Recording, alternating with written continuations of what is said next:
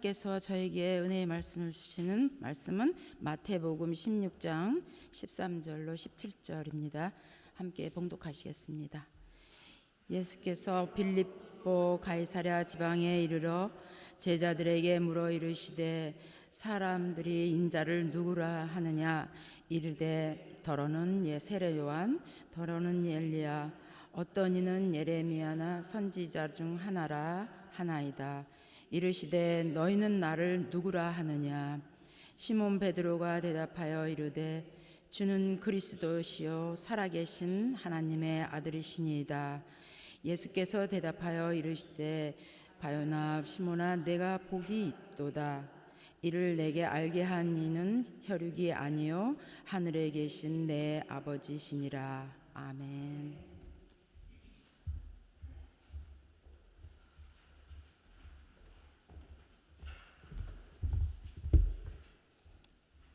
예, 우리 서로 인사 나누고 말씀 듣도록 하겠습니다. 오직 예수, 줄여서 오예, 서로 인사하시죠. 오예.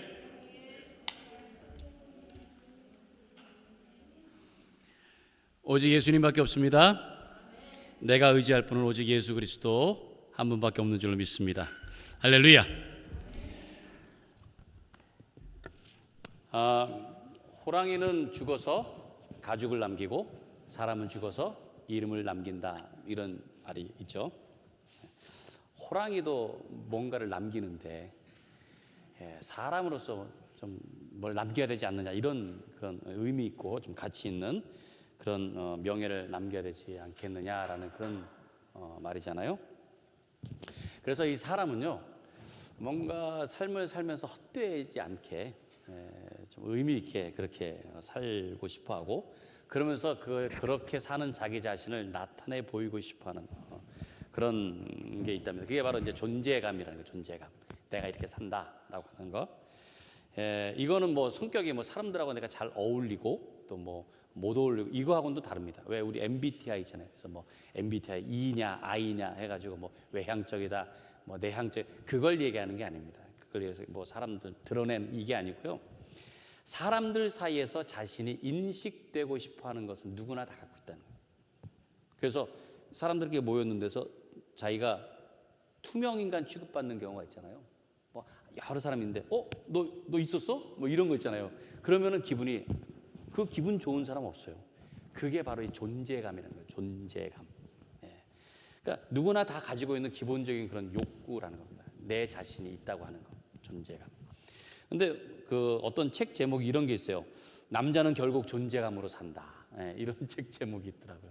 그게 뭐냐면은 남자가 이 능력으로 사는 것 같지만 사실은 존재로 산다는 거예요. 존재감. 이 자기에게 주어진 역할이 있잖아요. 가정에서 또는 뭐 일하는 곳에서 또는 뭐 여러 그런 친구들이나 뭐 여러 사회에서 주위에서 그 어떤 역할이라는 게 있습니다. 근데 그 역할에서 책임을 다했을 때 인정받는 것, 이걸로, 그래서 내가 누군가에게 꼭 필요한 사람이겠구나라고 하는 이것이 바로 존재감이라는 거예요. 남자의. 그것. 근데 여자도 있습니다. 여자라고 해서 존재감이 없겠어요? 여자 존재감이 뭐냐? 여자들이 이제 뭐 이렇게 예쁜 옷을 이렇게 입고 있잖아요. 그래서 이제 이거 어때? 묻잖아요. 이거 어때라고 물었을 때 그거 좀 이상한데? 뭐 무슨 그런 걸 입어 하면은 안 된답니다. 안 되네. 남자들 잘 들으세요. 안 된답니다. 그러면 안 되고, 그렇게 묻는 이유가 그게 뭐냐면은 어떤 상태를 묻는 게 아니라는 거예요. 사실 근본적으로 볼 때는 옷 상태 이런 걸 묻는 게 아니고 내가 당신에게 어떤 존재인가 이거를 확인하고 싶어 한다는 거예요. 그래서 이렇게 대답을 해야 된답니다. 이거 어때? 했을 때 그거 뭐 이상하게 그렇게 생각하는 게 아니고, 야, 당신은 뭘 입어도 잘 어울려, 이렇게 얘기한다는 거예요. 뭘 입어도 맞아요? 그렇게 하면 기분이 좋아요? 물론 속에 없는 얘기인 줄 알지만 그게 뭐냐면은 이 상태가 중요한 게 아니고 내 존재가 그렇게 당신에게 생각되는구나라는 이것 때문에 중요하다. 그게 존재감이라는 거예요. 존재감. 내가 누구이고 나는 다른 사람에게 어떤 의미가 있는가, 이게 존재감입니다. 이거는 누구나 삶을 살아가는데 아주 중요한 그런 요소라고 할 수 있습니다. 오늘 말씀은 이 예수님의 존재감에 대해서 좀 살펴보는 그런 말씀인데요. 가라사대 시리즈 이제 벌써 34번째가 됩니다. 오늘은 예수님이 가라사대 너희는 나를 누구라 하느냐. 너희는 나를 누구라 하느냐. 예수님께서 자신이 다른 사람들에게 어떻게 보이는가 이게 궁금하셨어요. 하지만 예수님은 이 땅에서 사역을 하시는 것이 무슨 인생을 의미 있게 살고 어떤 뭐 존재감을 느끼기 위해서 그렇게 사신 분은 절대 아닙니다. 예수님이 궁금하신 이유는 뭐냐?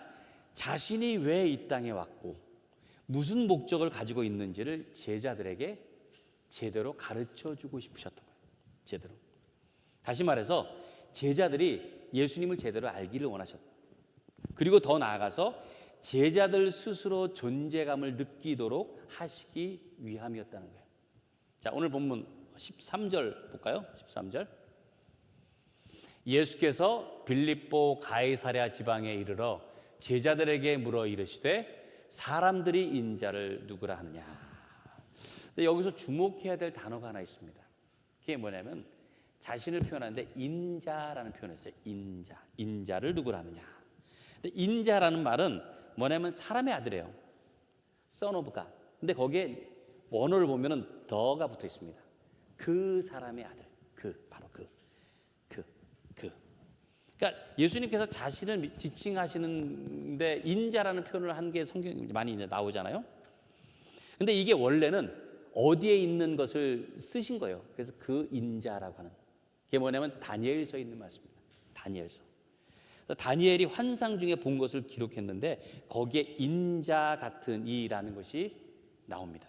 자, 다니엘서 7장 13절 14절인데요.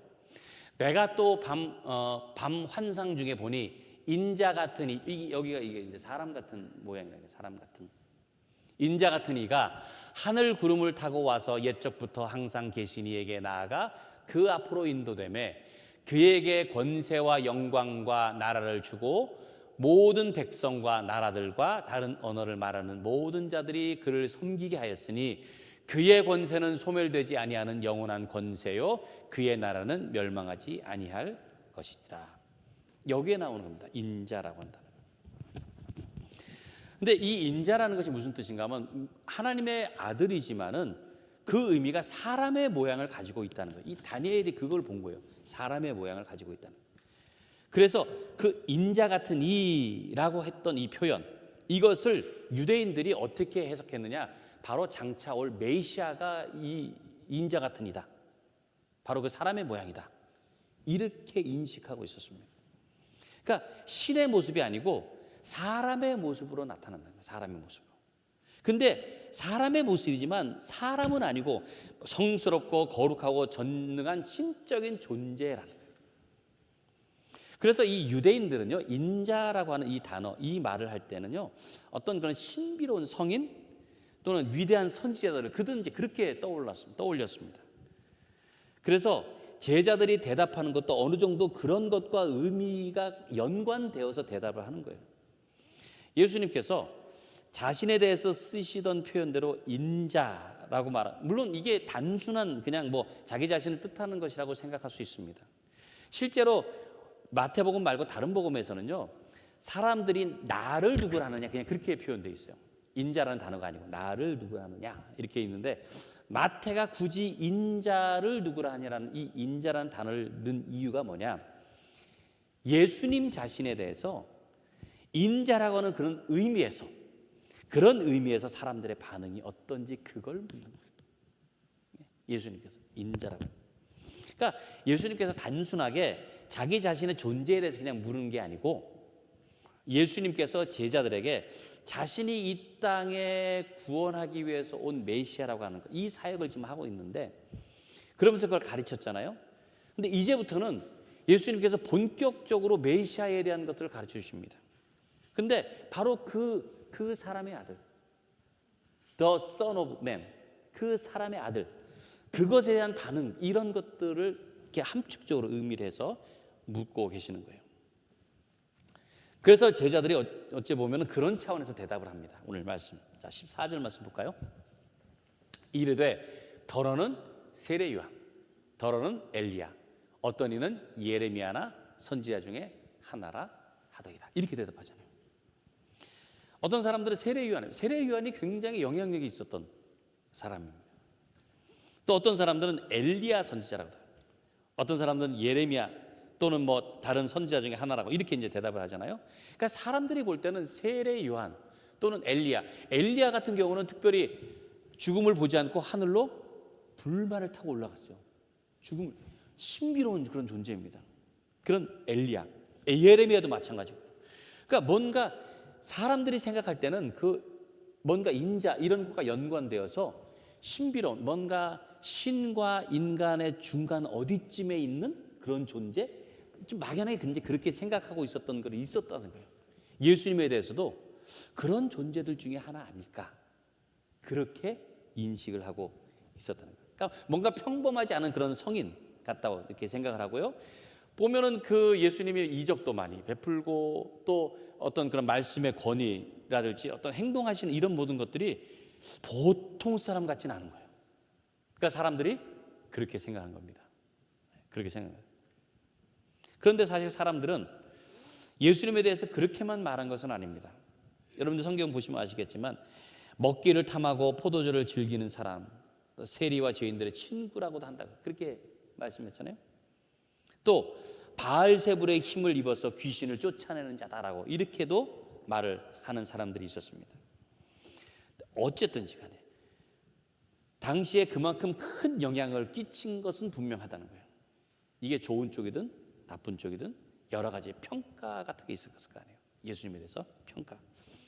하지만 이것은 예수님의 평가에 대한 그런 얘기가 아니에요. 오늘 말씀은 예수님의 존재에 대한 말씀이에요. 존재. 사실 예수님이 사람들의 반응을 물으신 것은 그게 궁금해서가 아닙니다. 그래서 마치 뭐 선호도가 좀 이렇게 어느 정도 될까? 나를 얼마큼 사람들이 인식하고 따를까? 이런 것, 뭐 그래서 인정받고 싶어 이런 것들이 절대 아니에요. 사람들의 반응을 물은 것은요, 그렇게 세상 사람들이 볼지 모르지만 너희는 나를 어떻게 알고 있느냐? 너희를 정말 너희는 내가 누구라고 판단하느냐? 바로 그거라는 말씀. 다른 사람의 생각은 별로 중요한 게 아닙니다. 다른 사람이 어찌 판단하는 거 그거 아무 상관없어요.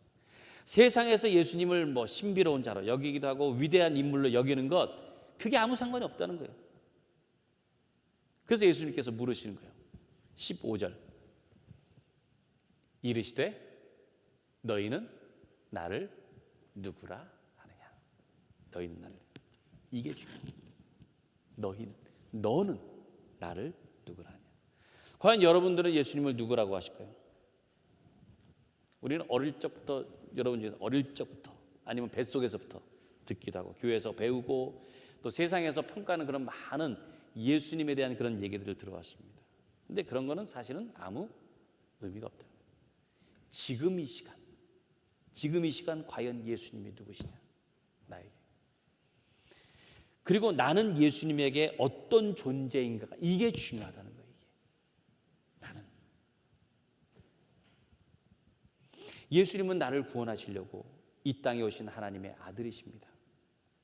예수님은 나를 사랑하셔서 모든 죄를 대신 지시고 십자가에 죽으셨습니다. 그리고 나를 귀중하게 여기셔서 모든 핍박과 고난과 비난을 다 받으셨습니다.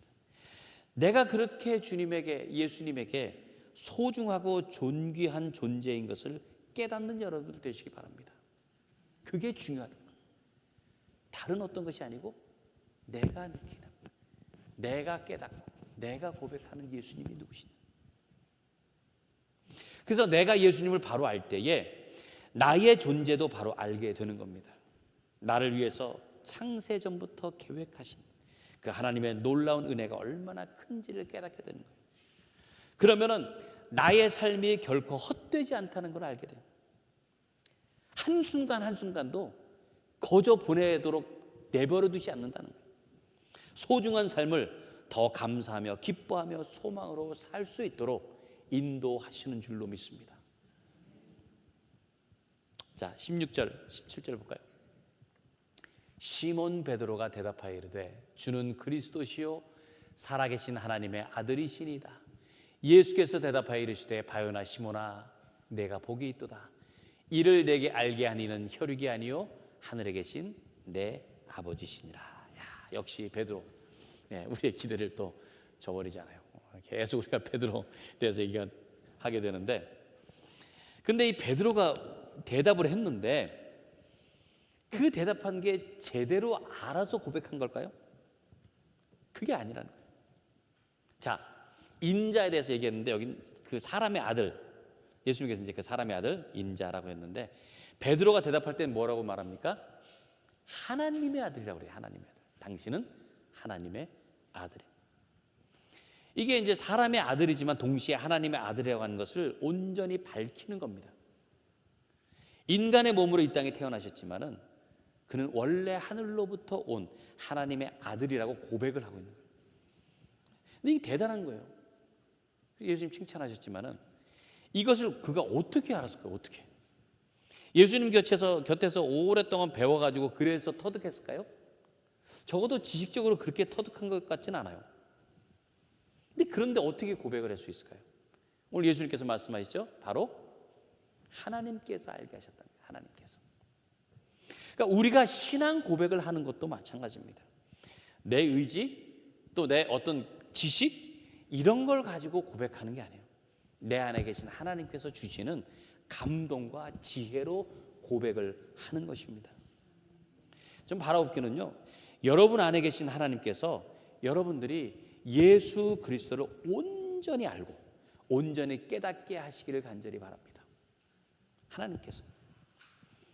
하나님께서 베드로가 깨닫도록 하신 거잖아요. 예수님이 어떤 존재라는 것을 보여주신 것이고요, 동시에 제자들이 얼마나 귀하고 대단한 자리에 있다고 하는 것도 알려주시는 거예요. 그러니까 예수님이 메시아인 것도 중요하지만은요, 더 중요한 것은 그 예수님이 나에게 어떤 관계가 있느냐라는 거예요. 어떤 영향이 있느냐. 이게 더 중요한 것입니다. 오래전에 어떤 분이 그 좋은 커피를 좀 하나 선물을 해 주신 적이 있어요. 커피를. 그때만 해도요, 커피를 잘 몰랐어요. 뭐 맛도. 지금도 뭐 그렇게 잘 아는 건 아니지만은 그때는 제일 맛있는 게 믹스 커피. 뭐 그거밖에 몰랐으니까. 그러니까 뭐 좋은 거란 건 알지만은 이걸 뭐 어떻게 마셔야 되나? 그래서 그냥 잘 모셔다만 뒀어요. 이렇게 모셔. 나중에 어떻게 하다 보니까 어쩔 수 없으니까 그거 계속 놔두다가는 그거 버려잖아요. 말 그대로 뭐 오래 뒀다가 뭐 똥 된다 그러잖아요. 그래서 그거를 다시 오히려 커피 줘가는 분에게 그냥 다시 선물을 했습니다. 지금 같으면 그러지 않았을 것 같아요. 어떻게든. 뭐냐, 아무리 좋은 거라고 해도 그게 나하고 상관없을 수가 있다는 거예요. 내 손에 있다고 해서 다 내 것이 아니라서. 아무리 귀한 우리의 구세주 되시고 우리의 생명의 주가 되신 예수님이 계시다고 해도 내가 그분과 아무 관계가 없으면 아무 소용이 없다는 거예요. 내 곁에 있어 아무 소용이 없다는 거예요.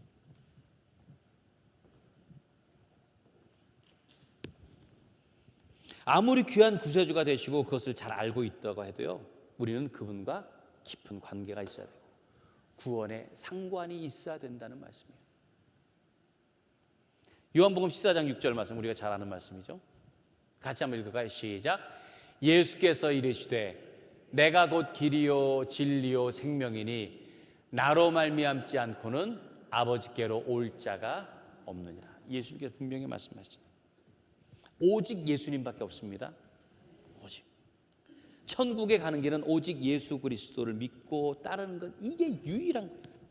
한때 뭐 기독교 외에도 뭐 구원이 있다고 하는 어떤 뭐 종교다원주의 또는 뭐 종교 혼합주의 이런 것들이 있어서 구원에 대해서 이렇게 오해하는 그런 것들도 있었습니다.